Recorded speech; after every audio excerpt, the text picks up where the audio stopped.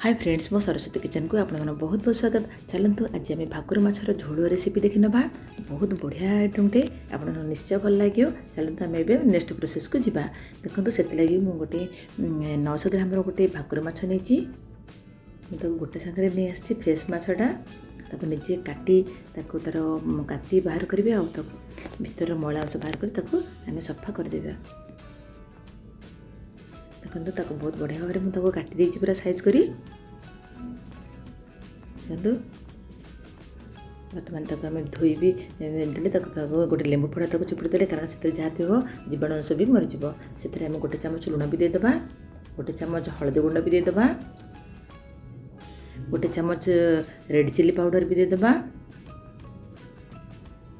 अदा रसुण पेस्ट भी गोटे चामच देदेबा, देखो से गोटे राइस पाउडर भी गोटे चामच देदेबा। सब पकई आम भल भाव टे मेरीनेट करदे।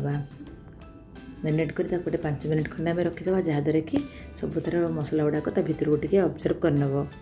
आपड़ चाहिए खाली हलदी गुंड मरीच गुंड भी दे करेंगे किंतु एमती कले तार झोल कला बेले माछरा फ्राए भल लगे। देखो बढ़िया भाव में मुझे रखीदी 5 मिनट खंडे रेस्ट देदेबा। आम ए नेक्स्ट प्रोसेस को जीवा।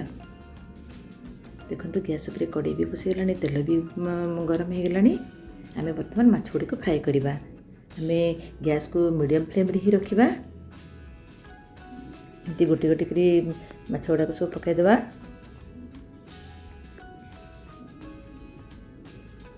देखो मुझे बर्तमान 4 पीस पकई उल्टेबी। किसी समय पर गोटे साइड भी टे हो गला। देखो आप चाहिए छाणी भी पारे किंतु एमती ही फ्राए कले भल लगे। माछ गुड़ाक फ्राए होगले बेसी टे फ्राए होगले झोलटा एत माने तार माछ गुड़ाक सहित टेस्ट लगे। एमती ही आप घरे प्रस्तुत करेंगे। देखो बड़का माछ गुड़ाक साइड कर पकई दीची। बहुत बढ़िया लगे भाकुर माछ खावाई। आम विभिन्न प्रकार आइटम करें, बेसर कर फ्राए भी कर खट्टा भी करें किंतु आज बहुत बढ़िया गोटे झोल आज आम रेडी करवा। देखो आग फ्राए थी माछ गुड़ा बाहर कर देछि। ये माछ गुड़ा भी कम समय भी से फ्राए हो आम तो उल्टे पुल्टे आम भी रेडी करदे। देखो एमती भाव में आम सब माछ गुड़ा फ्राए करदे। ये भी माछ हो गला। देखो गोटे प्लेट में बाहर भी कर देछि। चलतु आम बर्तमान बड़का थी मुंड दुईटा को भी फ्राए करदे। देखो सब इंग्रेडिएंट्स रेडी कर देछि। पियाज 2टी काटी रखी, किसी सोरिष बाटी रखी, टमाटो प्यूरी बनई, अदा रसुण पेस्ट 3टी लाल मरीच नहीं धनिया पत्र आ कि भृसंगा पत्र। चलतु आम बर्तमान देखो मुंड भी फ्राए होगा आम अलग रखीदे। अन्य पीस गुड़ाक आम आज आम झोल बनवा। देखो बर्तमान आमर कड़ाई भी गरम हो गला। से भी तेल दे दी मु। देखो से आम कि जीरा सोरिष आ पान मुहुरी भी पकईदे। से आम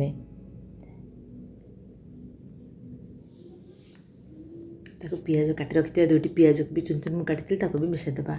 मीडियम फ्लेम रे आम गैस को रखा। देखो आज जो टे कलर चेंज हो पियाज गुड़िकर से आम देदेले लंका मुझे अधा फड़ा कर रखी। से किसी कस्तूरी मेथी भी देती जहाँद्वारा कि तार माने फ्लेवरटा बहुत बढ़िया आसो झोलर। देखो से भी बादामी कलर हो गला भी आमर पियाज गुड़ाक से आम 1.5 चामच 1.5 चामच देदेबा अदा रसुण पेस्ट भी टे फ्राए करदे जमी तार माने कंचा स्मेलटा टी कमिज। देखो से आम देदेले गोटे चामच हलदी गुंड भी देदेले। आम 1/2 चामच से चिल्ली पाउडर देदेबा कारण मु सोरिष बटारी भी देची लंका गुंड से भी मरीच मु बाटी देची। बर्तमान आम टमाटो 2टी को प्यूरी बनई भी मिसाईदेवा।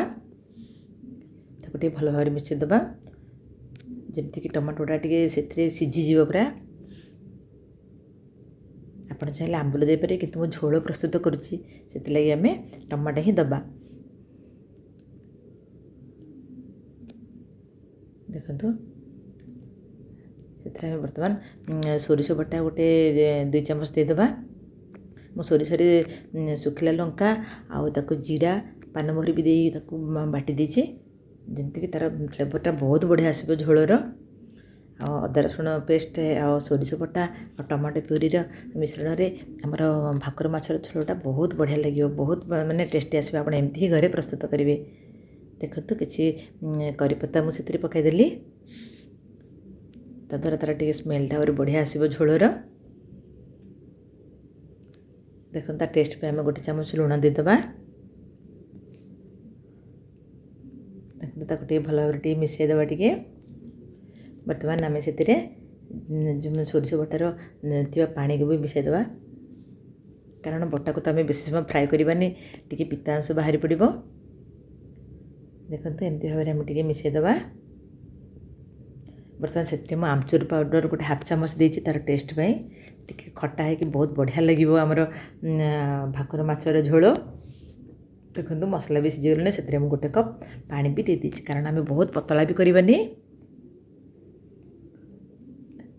ତା'ର ଟିକେ ସିଝିବା ପାଇଁ ଆମେ ଅଳ୍ପ ଗୋଟେ 3 ମିନିଟ୍ ଖଣ୍ଡେ ତାକୁ ଲିଡ୍ ଘୋଡ଼େଇକି ରଖିବା। ଦେଖନ୍ତୁ ସେ ବି ମାନେ ବହୁତ ବଢ଼ିଆ ଭାବରେ ବି ସେ ଫୁଟିଗଲାଣି, ବଢ଼ିଆ ସ୍ମେଲ୍ ବି ହେଉଛି। ଦେଖନ୍ତୁ ସେଥିରେ ମୁଁ ଫିସ୍ ମସଲା ବି ଗୋଟେ ଚାମଚ ଦେଇଦେଇଛି, ତାକୁ ଟିକେ ଭଲ ଭାବରେ ମିଶାଇ ଦେବା।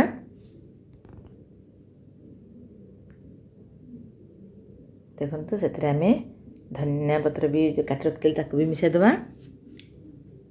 ଆମର ଝୋଳର ଫ୍ଲେଭର୍ ପାଇଁ ଆମେ ଏଇସବୁ ପକାଇବା ହିଁ ଦରକାର।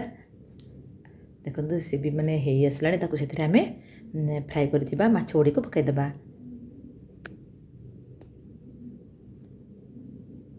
ଦେଖିଲେ ଆମର ବହୁତ ବଢ଼ିଆ ଭାବରେ ମସଲା ବି ସିଝିଯାଇଛି, ମାଛ ବି ବହୁତ କମ୍ ସମୟରେ ହେଇଯିବ। ତାକୁ ଗୋଟେ 2 ମିନିଟ୍ ଖଣ୍ଡେ ଘୋଡ଼େଇ ଦେବା, 2ରୁ 3 ମିନିଟ୍, କାରଣ ସେ ମସଲା ଗୁଡ଼ାକ ସବୁ ମିଶିଯିବ, ଯେମିତି ସେଟ୍ ହେଇଯିବ ଆମର ମାଛ ସାଙ୍ଗରେ ଝୋଳ ମସଲା ଗୁଡ଼ାକ। ଦେଖନ୍ତୁ ଆରେ ୱାଓ, ବହୁତ ବଢ଼ିଆ ହେଇଛି, ବହୁତ ବଢ଼ିଆ ସ୍ମେଲ୍ ବି ଆସୁଛି। ଆପଣ ଏମିତି ହିଁ ଘରେ ଟ୍ରାଏ କରିବେ। ମୋ ଚ୍ୟାନେଲକୁ ସବସ୍କ୍ରାଇବ୍ କରିବାକୁ ଭୁଲିବେନି। ବହୁତ ବଢ଼ିଆ ଆଇଟମ୍। ଦେଖନ୍ତୁ ଏବେ ସର୍ଭ କରିଦେବା। ଗୋଟେ ବାଉଲ୍ରେ ମୁଁ ସର୍ଭ କରିଦେଇଛି। ଆପଣମାନେ ନିଶ୍ଚୟ ମୋ ଚ୍ୟାନେଲକୁ ସବସ୍କ୍ରାଇବ୍ କରିବେ, ଲାଇକ୍ ବି କରିବେ, କମେଣ୍ଟସ୍ ବି ଦେବେ। କେମିତି ଆପଣଙ୍କୁ ଲାଗିଲା ନିଶ୍ଚୟ ଜଣାଇବେ। ମୁଁ ମୋର ପୁଣି ନେକ୍ସଟ ରେସିପି ନେଇ ଆସିବି। ସେ ପର୍ଯ୍ୟନ୍ତ ଆପଣ ମାଛ ଝୋଳରେ ଏନ୍ଜୟ ନିଅନ୍ତୁ କରନ୍ତୁ। ରହୁଛି, ଧନ୍ୟବାଦ, ନମସ୍କାର।